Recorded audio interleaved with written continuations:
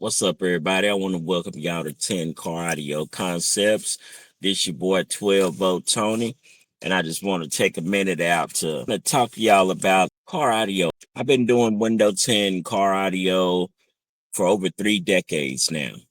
And the reason I'm making this video is because a lot of people may have grown up in smaller towns where they may have necessarily not even had clubs that they could go to. So when you go to little small towns like Corsicana, Mahia, Goodlow, Streetman, Fairfield, you know, a person might turn their car stereo system on and everybody gather around and they just talk and they listen to music. So somebody's vehicle may become the stereo system for the community, for everybody to listen to. So some people, back in the early 80s, they may not have even had stereo systems at home to listen to, or they may listen to it on the radio where they got these little bitty speakers, but then they hear the same song in somebody's vehicle with a stereo system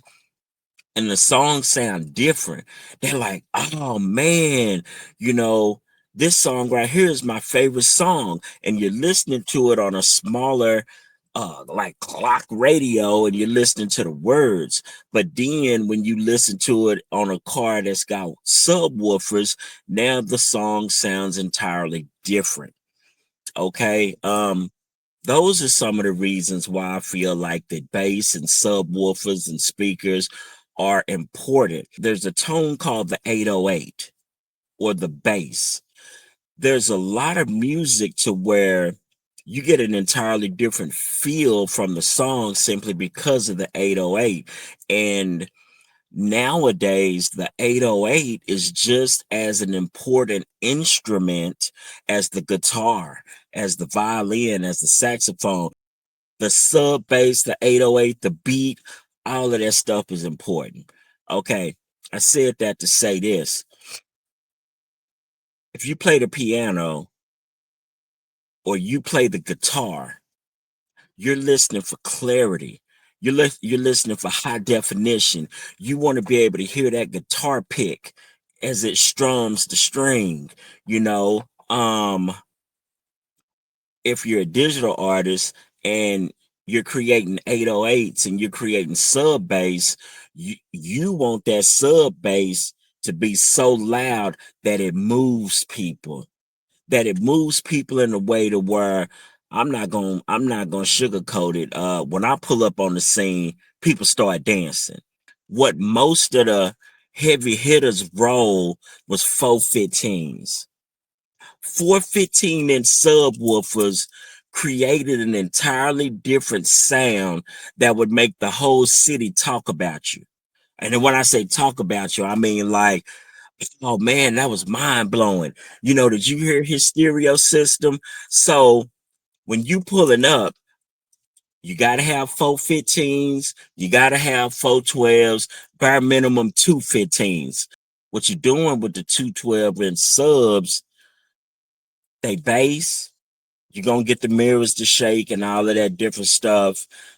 And you can do it now because I mean there's companies out there that make 12-inch subwoofers that are about $1,000 or $800 for one speaker that will blur your vision, that will shake all the change in your vehicle. I mean, you tune it right, you put the right amplifier.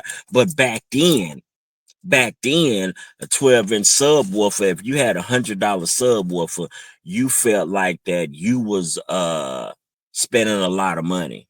Okay. So long story short, your chick, your homegirl, your girlfriend, don't put her 212s in there.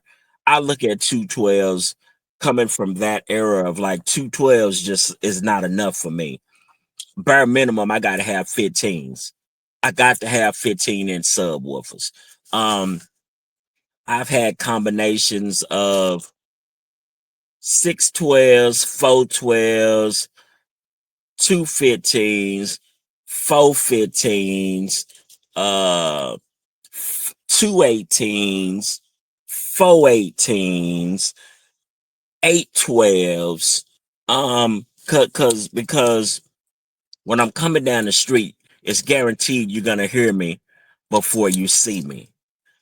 Okay, with that being said, now we're gonna kind of come on up to the industry a little bit now. Okay. And the reason I'm making this video, the reason that I'm making this video is because, let me throw this in. Back in the day when I used to go to stereo shops and I would do my research on different products and stuff like that, they gonna get you right. They gonna have your system sounding good. They're gonna have you basing. Um, and they're gonna charge you good money, but the end result is going to be that your stereo system is going to be loud. It's gonna give you what you want. When I used to go and I will pull up to a stereo shop, a lot of times the installers that work there, you could pull up and you could be like, man, I'm thinking about, I need me an amp. I need an amp. I need my speakers to be loud. I need me an amp. Instead of them telling you, okay, this, that, whoop de blam, they're gonna take you out and they're gonna let you hear a vehicle with that amplifier in the vehicle, and you're listening to it, and they're gonna say, okay, I got this amplifier, but I may have did this and I may have did that, but it gives you the idea of what you're getting. The car audio installers now, we're living in an era to where they just want to go to work, they want to make money, and they're not living the product. See, we live the product. So that same amplifier that I'm selling you, I'm listening to that amp. Got to worry about being on our way to the club and we blowing fuses and we ain't got no music. Now everybody got to talk to each other. Man, we not trying to do it like that. We trying to jam and, get in the groove. One thing that I've seen from a lot of the new school car audio installers is that they don't live what they're trying to sell. They don't live what they're doing, and they'll rationalize it and say, well, 110 is enough for me. I'm okay with just having a 10. Half of these major corporations, the corporate people they either don't even have cars, or they don't even have stereo systems. They don't even have half of the stuff that they're selling to you, which I get it. People got to make a living, but they don't have the stuff that they're trying to sell to you, but they're telling you, oh, this is going to move the crowd. And I know that sounds crazy, to be an attention hoarder. Some people don't want the music to be heard outside of their vehicle. I'm cool with that. My problem with that is that if you don't want the music to be heard outside of your vehicle, I can do that for about $600. But when you pay $2,700 and we can't hear the music outside of your car, I got a problem with that. It makes me feel like this person been taken. I use Dynamat, I use sound dampening, and I do all of that to cut down on the rattle. There's a sound that's affiliated to what people consider to be a slab. Okay. I rode slab for 20 years. Okay. And if my system ain't right, I can't call my car slab.